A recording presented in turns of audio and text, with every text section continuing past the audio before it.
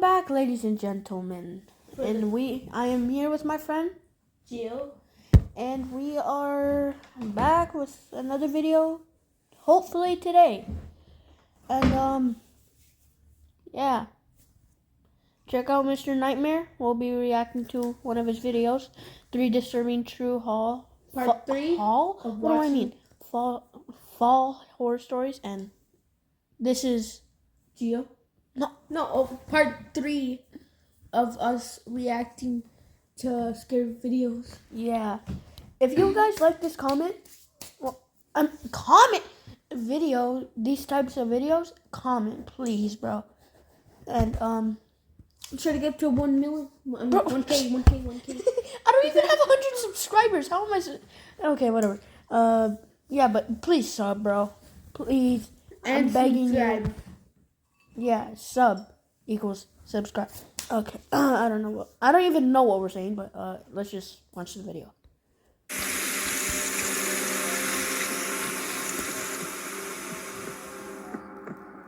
It was October 1st. That fresh autumn breeze was in the air. Oh yeah, and also It felt like fall, my favorite season. It was my boyfriend Carter and I's first fall living together in our new home. I wanted to surprise Carter by decorating the place with fall and Halloween-themed decorations before he got home from work one day. I thought it would be cute. I bought a few things from a nearby Marshall's and a few other stores, and I also looked on different apps and websites, most notably Facebook Marketplace. I simply typed in fall decorations, and one listing really caught my attention. It was a picture of a big green plastic container, which contained a bunch of fall decorations. I clicked on it for more details, and more or less it said, "Everything must go. Entire container of fall-themed decorations for sale for cheap." The price was only $20. It was a steal if that entire big container was full of decorations. At the bottom of the ad, it also said, "Selling other stuff, clearing out house, everything must go. Check my profile." So I clicked his profile and looked at some of the other listings he had. There was a weird assortment of things this guy was selling. An allegedly new iPhone for $700, a few articles of women's clothing, and Christmas decorations. There were others, but I didn't go through all of them. The profile itself was kind of low-key. Everything was private. The man's name was Cody, and his profile picture was a close-up of a gray trucker's cap on a guy's head, but his face was covered by the brim of the hat. The cover photo was a blurry photo of a lake. I messaged the profile, and he replied instantly. I asked what kind of decorations were in the container, and he said all sorts. Tableware, outdoor decorations, etc. So I excitedly told the man I would come by them today if he were available. He confirmed he would be around later on, closer to 9 p.m., as that's when he'd get home from work. He sent me an address. I looked up the address on Google Maps Street View. It was not in the best town, honestly, but the house looked completely normal.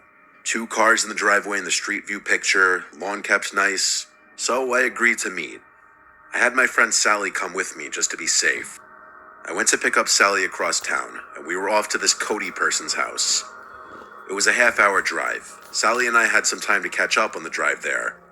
When we got off the highway entering the town that the house was in, Sally started half joking around about how sketchy the area was. I say half joking around because I know she was saying that partially to be funny and make light of the situation, but also because everyone just kind of knows this really isn't the best town. It was dark out though, so honestly we didn't see much besides streetlights, traffic lights, and some storefronts. As we got closer, I saw my phone screen turning on as it vibrated in the cup holder of my car. At the next light, I checked my phone and saw that it was messages from Cody on Messenger. He said, "When you get here, you can come right in." I showed it to Sally and she said, "What the hell?"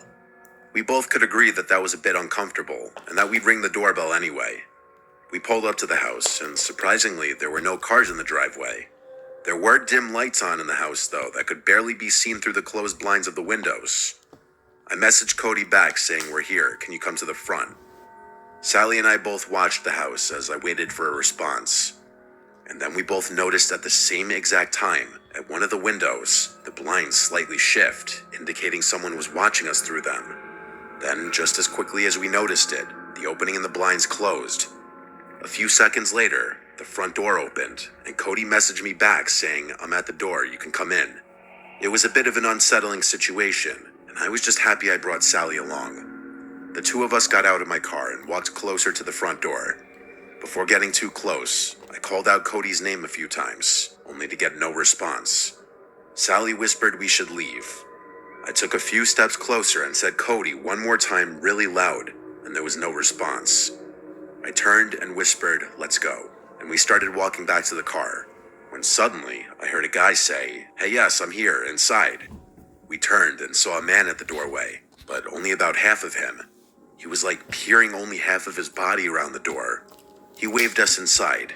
If that was me, I would not go in. I would dip out of there immediately.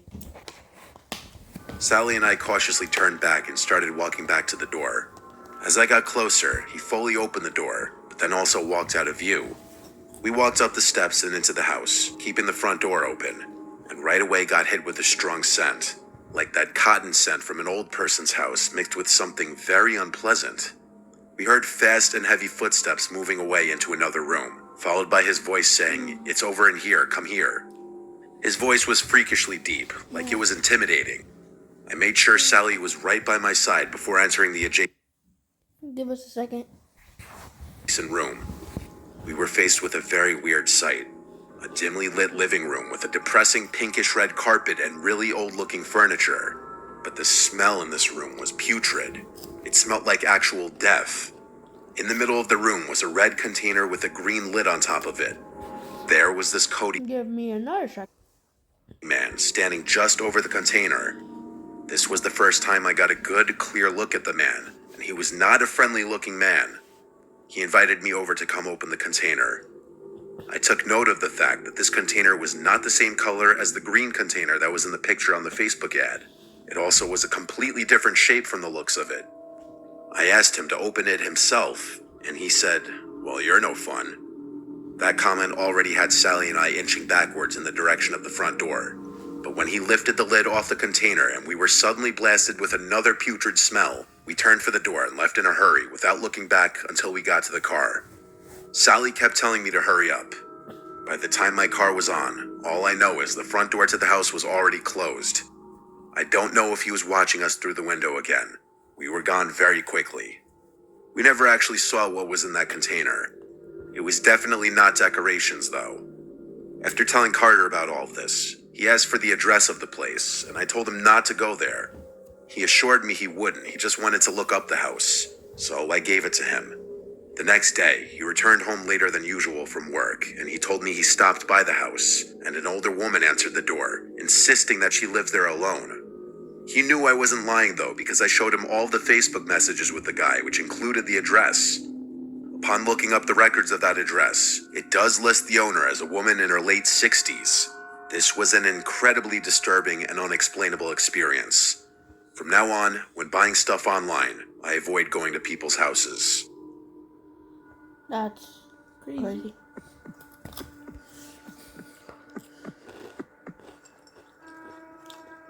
It was 2019 when this happened. I remember specifically because it was the year I was living on my own in Asheville, North Carolina. I moved here for a temporary job, and it was an excuse for me to live on my own for the first time. I was 22 years old and just out of college. I had an apartment in downtown. I could walk to most things I needed, but I also had my car for when I wanted to branch out or venture out of town. The thing I loved about Asheville and North Carolina in general was the sheer amount of hiking trails. I'd been to many around town, but one I hadn't been to was DuPont State Forest. One day I decided to go. The drive was just under an hour from Asheville. It was a random Wednesday in October. The leaves were starting to change, and it was the perfect time for a hike. I didn't have work that day, and it being a work day for everyone else, it meant I'd probably have the trails all to myself. I got to the parking area for the park, and I found where one of the trails began. I walked for a while, and the trail was serene. I was the only one out there that day. It was a cloudy day, and we'd been getting a lot of rain that week, which was more of a reason I wanted to go, because the trail would lead to some nice waterfalls called Triple Falls and High Falls, and the waterfalls would be more impressive after a few days of rainfall. I only had to hike about 0.4 miles before getting to the Triple Falls, which was a really cool sight. A little piece. I know I'm big back, but man, 3 to 4 miles? Bro said only. man, bro, I am big back, but I know for sure some of my friends that are not big back would say that is not like that little. Not that long. That's what they would say. Yeah. No, I said some that are not big back would say that is actually kind of long. But I am big back, so I can't be talking, so yeah. The trivia, a scene in the Hunger Games was filmed at this waterfall. I took a few videos and pictures as I sat on a rock for a bit. I noticed a woman in the woods on the trail. She was looking at me. I waved at her, trying to be polite. Then she just turned around and slowly walked deeper into the woods until she was out of sight.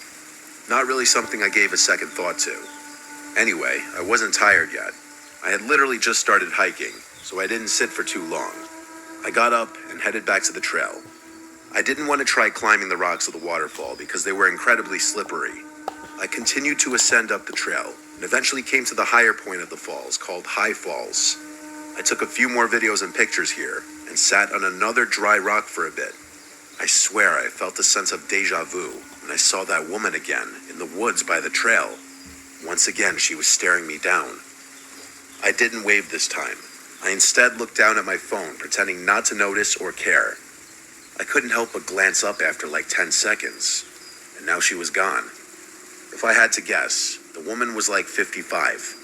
She had short, grayish blonde hair from the looks of it. But again, she was pretty far away, so this was all just what I saw of her from a distance. I didn't see which way she went, but whatever way it was, I wanted to go the opposite. I kept walking the direction I'd been walking, and eventually came to another landmark of the trail, the covered bridge. I once again stopped here to take a scenic video and a few photos. I drank a bit of my water, and then looked at the end of the bridge from the side I had just walked from. I saw that woman. I swear I didn't see her there before I started taking videos and pictures. I also didn't hear anyone walking behind me. She was once again staring right at me as if I were doing something wrong. I was getting annoyed. At that point, he should have left. He cooked. Yep. I started walking over to her and said, "Excuse me," but she just turned around and started walking away. Actually, the speed at which she was walking away for someone at her age was unsettling. I almost felt concern at the possibility that she may have been somebody with special needs that needed help, but I didn't convince myself to go chasing after her. I just leaned on the edge of the bridge for a few minutes before deciding to turn back. I had already been hiking for about 45 minutes, and it would take another 45 to get back down to the car. Walking back down the trail I came, in the direction that woman had gone, I passed a younger woman walking her dog. So I decided to stop her and ask if she'd seen an older woman pass by. She said no, and just trying to make conversation about it, talk to somebody about it, I told her how I kept seeing that woman popping out of nowhere and looking at me, then just walking off. She laughed and said that's really, really strange. I didn't want to take up too much of her time, so after we both shared a laugh about it, I continued on my way. The entire way down the trail, I grew a bit paranoid that I'd see that woman lurking around in the background somewhere again, but all was quiet on the way down. I passed one other person who gave me a friendly smile and a nod. Other than that, I made it back to my car undisturbed. Later that day, I went on a date with a girl I was seeing there. We went to our favorite local bar to get some pumpkin spice beers and watch baseball. I told her about the woman on the trail, and she found it amusing, because honestly it did sound funny. After that, I went home. Fast forward to that night when I was in bed. I hardly ever wake up in the middle of the night. I'm a pretty heavy sleeper normally, so me waking up in the middle of the night in the dark was unusual. I was still coming to when I heard something at the foot of my bed. I looked up and saw the figure of a woman at the foot of my bed. I felt as though my insides had just fallen out of my body. I started screaming so loud that I'm sure my neighbors could have heard it, even with the windows closed. I started crawling against my headboard, trying to distance myself as much as possible from the female figure at the foot of my bed. Then she just turned and walked out of the room.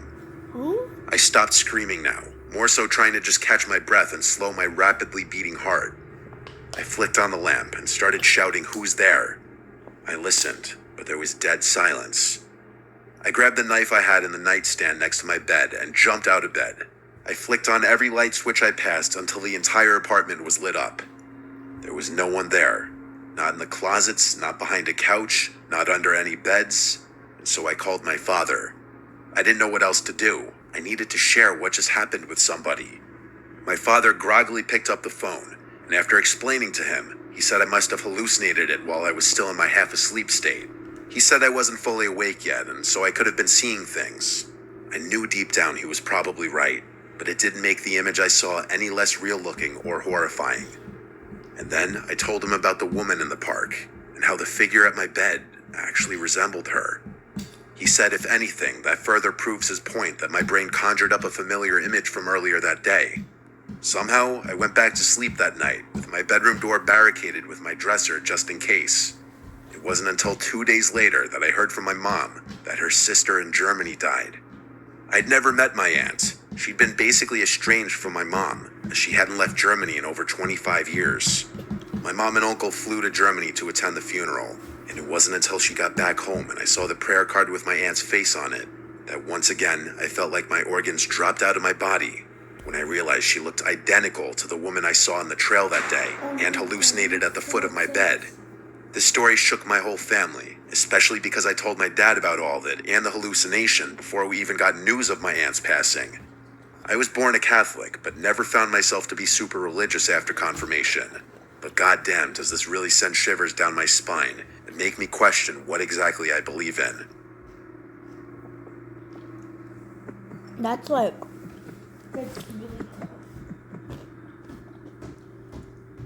My friend Carlos and I like to do stupid things together. We've been friends since we were 10, and when we were 21, we became roommates. We lived in Brunswick, Georgia, where we grew up. A little coastal town that had its pros and cons, but overall was an okay place to grow up. But it got boring as we entered our 20s. Anyway, that's neither here nor there. While we did live there, we knew about a creepy-looking house that differed from the rest of the houses in town, in that it looked like it was built in a different century. It had long been abandoned, and we and our friends would make up stories about its history. It was mid-October, and everyone was in Halloween mode. People were doing Halloween-themed activities like haunted houses and corn mazes and such. We thought it would be fun one Friday night to go break into that house and explore. So after we were both home from our jobs, we both grabbed baseball bats to bring with us, stopped for some fast food and beers on the way, and drove to the house. We parked all the way down the road, just not to be suspicious.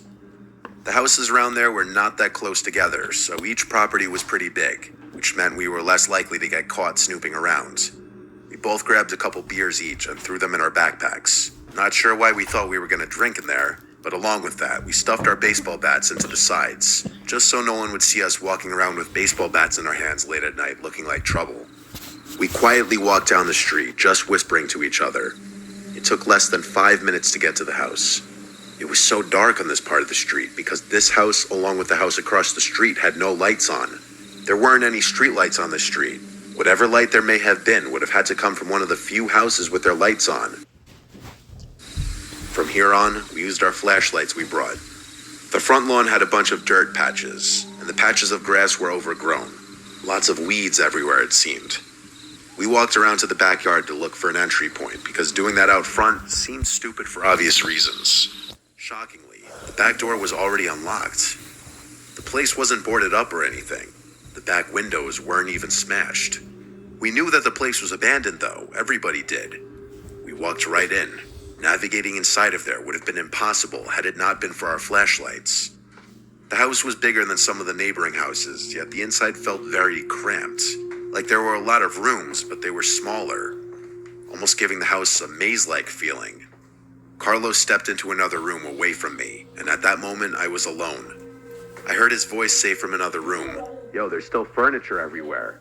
I responded, "Yeah, this place must have been abandoned in a hurry." Everything seemed ancient, like furniture in my grandma's house, only not used in years. I walked around the first floor some more, and came to a tiny corridor with a few doors that led to bedrooms. I entered one of the bedrooms, and it was incredibly cramped. The bed took up 80% of the room. I went through some of the drawers in the dresser, but they all seemed like they'd already been gone through. Same with the closet. Anything left behind besides this old furniture just looked like junk. I heard Carlos say he's going upstairs. I said back, okay. We were speaking at a volume that was just loud enough for each of us to hear. After checking out the other bedroom down on the first floor, which was equally cramped, I went back out to the corridor. There were 2 other doors, one that led to a bathroom, and then when I opened the final door, I was looking down a long stairway to a basement. Whoa. I decided, fuck it, I'm walking down. I started descending the steps, each step squeaking and cracking under my weight. I got about halfway down the steps when I realized there was a faint glow coming from down there. I turned off my flashlight, and yes, there was still a little faint glow coming from down there. I should have turned and left in that moment like any normal person, but I do stupid things. Like I die first in a horror movie, most likely. I continued down the stairs with my flashlight off, and when I got to the bottom, I looked around the walls separating the stairs from the rest of the basement, and I saw what was just barely lighting up the room. It was 2 tall candles sitting on a table, but that wasn't the first thing I noticed. What I saw first was what was next to that, and it was some kind of sofa rocking chair, and it was rocking. Someone was seated in it. It was facing away from the stairway. All I could see was a hand on one of the arms of the chair. I had to get out of there. I started going back up the stairs as quietly as I could, with each crack and squeak causing me to cringe in fear. I was halfway up the stairs now.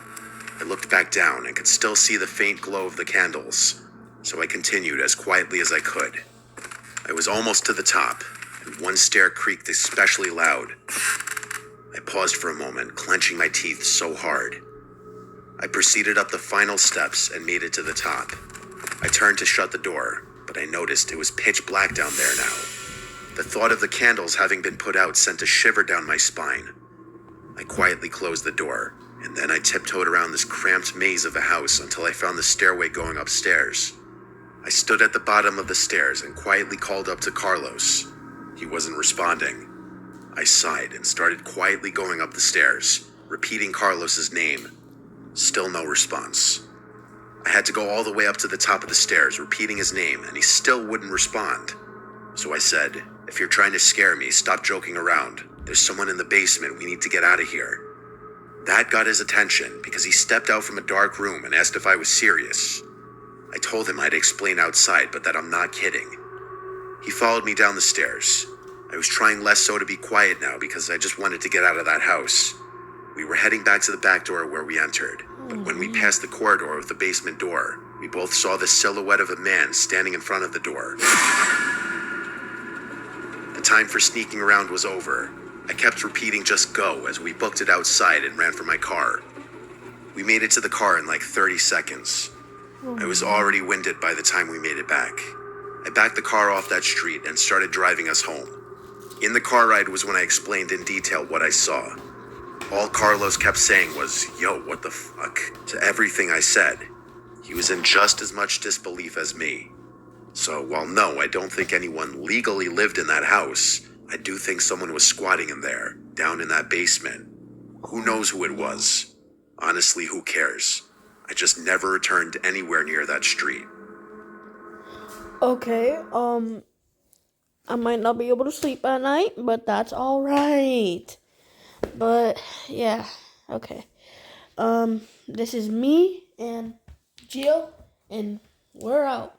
Bye, guys.